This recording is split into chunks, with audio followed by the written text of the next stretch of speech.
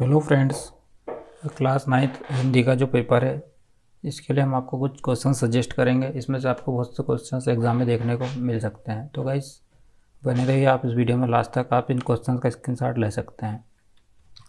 तो जो क्वेश्चन हमारे पास सही विकल्प का चयन करना है। तो जो कहा है इसके अंदर हमारे पास है सुस्वागतम शब्द में किस उपसर्ग का प्रयोग हुआ है। सु स्वा स्वा। अगला जो क्वेश्चन है गाइस संज्ञा सर्वनाम की विशेषता बताने वाले शब्द यहाँ पर 4 दिए हुए, इसमें से हमें सही देखना है।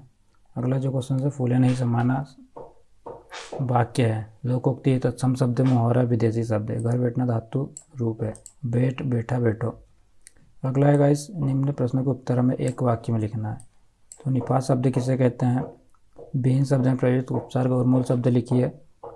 लाख किसे कहा जाता है। मेघ आए कविता में पेड़ किसका प्रतीक है। अगला है गाइस यहाँ पर जो बड़े क्वेश्चन हैं कांजी होश में कैद पशुओं की हाजिरी कैसे ली जाती है। अगला है लेखिका महादेवी वर्मा को चांदी का कटोरा क्यों मिला था।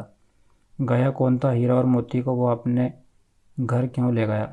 अगला है गाइस यहाँ पर लेखक लटकोर के नाम में अपने साथियों से किस कारण पिछड़ गया। लेखक ने अपनी पहली तिब्बत यात्रा किस वेश में शुरू की थी।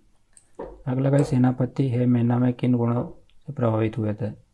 कवि ने सर्वोच्च प्रेमी की क्या कसौटी बताई है। इस संसार में सच्चा संत कौन कहलाता है। अगला है इस प्रत्यय शब्द किसे कहते हैं। उदाहरण से तत्सम शब्द किसे कहते हैं बताना है हमें। अगला प्रेमचंद जी के चित्र में उनकी किस स्थिति का पता चलता है। पाठ के आधार पर हमें समझाना। अगला है क्वेश्चन गाइस हमारे पास यहाँ पर है मुहावरे की परिभाषा उदाहरण सहित लिखना है। यमक अलंकार की परिभाषा, लोकोक्ति की परिभाषा उदाहरण सहित।